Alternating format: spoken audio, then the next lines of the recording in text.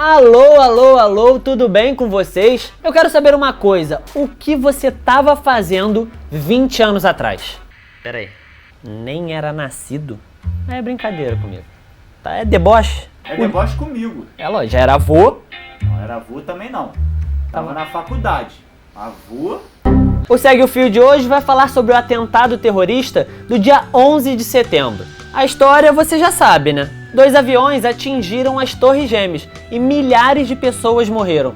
Um caos completo. A verdade é que o mundo parou para acompanhar o que estava acontecendo. E nesse exato momento, onde você estava? Você lembra de alguma coisa? Muita gente costuma lembrar porque foi muito marcante. Eu, por exemplo, não lembro muito bem. As pessoas da minha idade dizem que estavam assistindo desenho animado na televisão, quando entrou uma transmissão ao vivo falando sobre o atentado.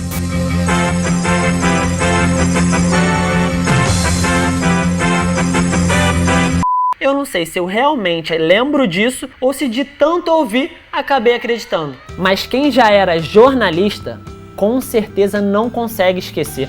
Eu conversei com a Maria Beltrão, com o Jorge Pontual e vários outros jornalistas para saber como foi o dia deles nesse 2001. Eu te conto agora, logo depois da vinheta. Antes, se inscreve no canal, deixa o like e ativa o sininho, beleza? –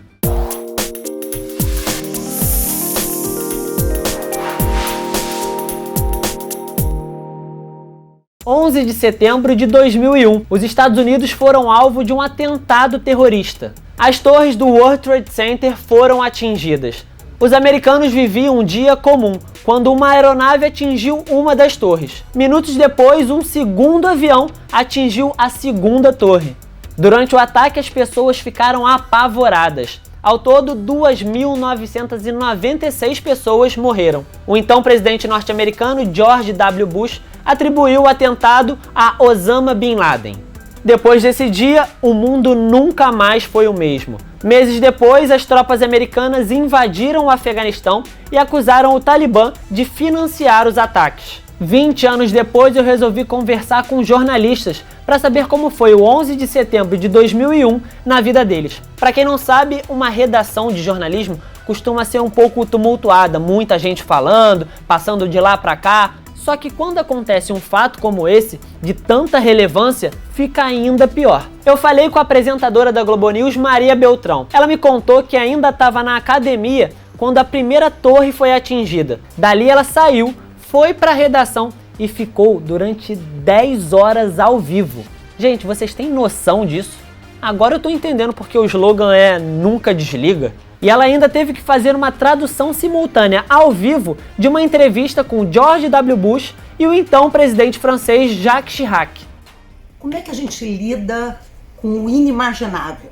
Eu lembro que eu estava na academia, na esteira, sem fone de ouvido, olhando a televisão, na Globo News. E eu vi aquela fumaça saindo do World Trade Center e apareceu assim algo como um acidente, a gente não sabia o que era. Dias antes havia tido um acidente, salvo engano, com um helicóptero também nos Estados Unidos. Eu falei, ai gente, que coisa, será que o helicóptero bateu ali? E eu falei, vou parar de malhar. Aí acendeu o pim! E aí eu olho pra televisão e estão falando, é um segundo, é a segunda, não é a mesma torre, é a outra torre. Falei, o que que houve? O que que houve? O que que houve? E nessa assim, coisa de 30 segundos, estou com o meu telefone. Maria, vem pra cá agora. Depois de render a Leila Sterenberg, eu fiquei 10 horas no ar. Eu fiz a tradução simultânea do Bush, do Jacques Chirac. Naquela hora eu falava, como assim Osama Bin Laden? Mas como assim Al-Qaeda? Meu Deus! Mas Osama Bin Laden não foi aquele que recebeu o apoio dos Estados Unidos no passado contra os soviéticos? E a gente não tinha esse negócio de internet, sabe? Então eu digo que foi uma cobertura que a gente ia digerindo junto com o telespectador o que estava acontecendo. E foi um marco na minha carreira e um marco na minha vida. Agora, curioso, né? Esse que foi o atentado mais grave, né? Assim, da nossa história, um golpe na hegemonia americana e que mudou o mundo, sem dúvida nenhuma, depois dele. Eu só chorei e entendi o tamanho do problema, eu acho que isso é a blindagem do jornalista, de madrugada. Tipo 4 da manhã, né? Essa ficha caiu. Eu falei, meu Deus do céu, o que houve hoje? Né? Veio depois. E realmente você vê que o mundo não é mais o mesmo depois desse 11 de setembro. Eu fico aqui me perguntando, imagina fazer uma cobertura desse tamanho no maior telejornal do país. Vocês lembram da abertura do Jornal Nacional? 11 de setembro de 2001. Uma terça-feira que vai marcar a história da humanidade. A maior potência do planeta é alvejada pelo terror. Olha, ser âncora do JN é muita responsabilidade. Imagina o que não estava passando na cabeça do Bonner. Quer lá perguntar pra ele? Você, Matheus Rodrigues, vai perguntar lá para William Bonner? Mas vamos? Agora? É. Então vamos. Vamos lá. No 11 de setembro de 2001, eu estava numa pequena academia de ginástica no bairro da Barra da Tijuca com meu personal trainer e a esposa dele. E aí eu recebi um telefonema do Carlos Schroeder, que era o nosso diretor de jornalismo. Eu atendi o celular, ele... Você tá com a televisão ligada? Eu, não. Eu, Marinho, que é o meu personal, liga a televisão, por favor. Ele, você não tá vendo isso, velho? Eu, não tô vendo. Aí ligaram a televisão, aí eu vi a primeira torre queimando. E aí ele falou, olha, parece que um helicóptero bateu no World Trade Center. Então é um reboliço, a gente está transmitindo ao vivo. Não, eu tô vendo aqui. E, nossa, e aí eu saí da academia correndo, passei em casa, troquei de roupa e vim para a TV.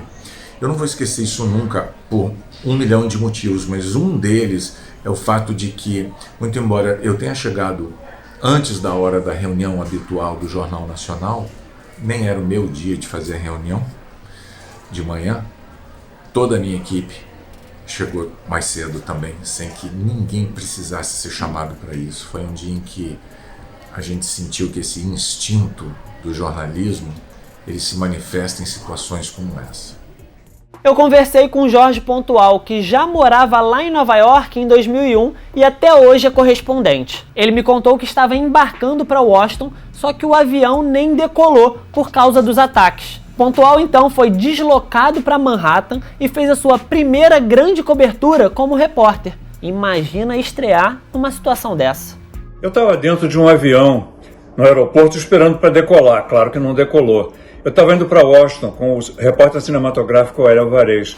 Quando eu saí do avião e fui para o salão de embarque, eu dei de cara com o Hélio, que estava esperando o próximo avião, e ele falou, você está vivo? Eu achei que você estava num dos aviões que bateram na torre. Eu falei, avião, torre, que história é essa?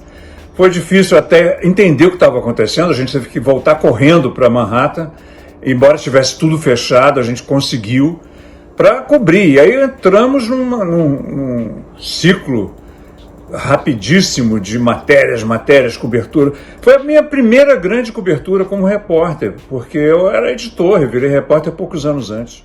E a Sandra Cohen, que fala de política internacional aqui no G1. Ela me contou que estava chegando na redação do jornal O Globo quando tudo aconteceu. Ela me contou também que as notícias não paravam de chegar, era uma atrás da outra. 11 de setembro de 2001 para mim foi um dia inesquecível. Eu cheguei na redação do Globo, onde eu era editora de bairros, e o primeiro avião já tinha atingido a primeira torre. Mas até então ninguém sabia se era atentado, se era um acidente, mas já se sabia que ia ser uma coisa grande. No caminho para minha mesa houve a segunda explosão.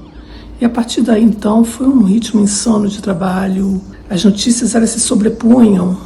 Um avião caiu no Pentágono, o outro na Pensilvânia, a Casa Branca foi evacuada, o Capitólio também se fechou o espaço aéreo, e quem foi?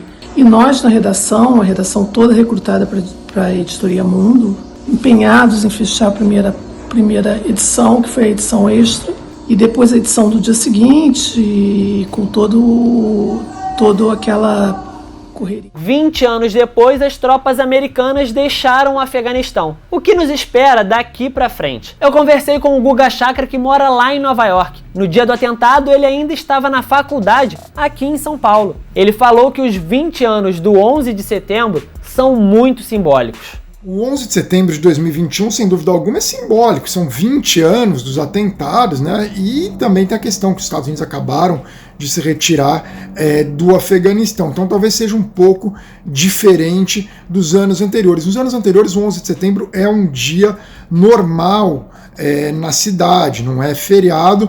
Claro, ali na região do World Trade Center, no Financial District, há a leitura dos nomes, há cerimônias, mas no restante da cidade a vida segue normalmente. Nesse ano vai ser um pouco diferente, sem dúvida alguma. As pessoas de Nova York têm um trauma do 11 de setembro muito grande, mas ao mesmo tempo a vida seguiu em frente de uma certa forma, né? Cicatrizou um pouco com o passar dessas 2 décadas. Por muitos anos ficava aquele buraco, o Ground Zero, depois virou um canteiro de obras com a construção dos edifícios, e agora a gente vê lá a nova torre, né, que também é chamada de World Trade Center, então é uma nova estação do metrô, enfim, mudou bastante ali aquela região, mas ainda, claro, é uma data muito triste para quem mora aqui em Nova York, para quem ama essa cidade como eu, lembrar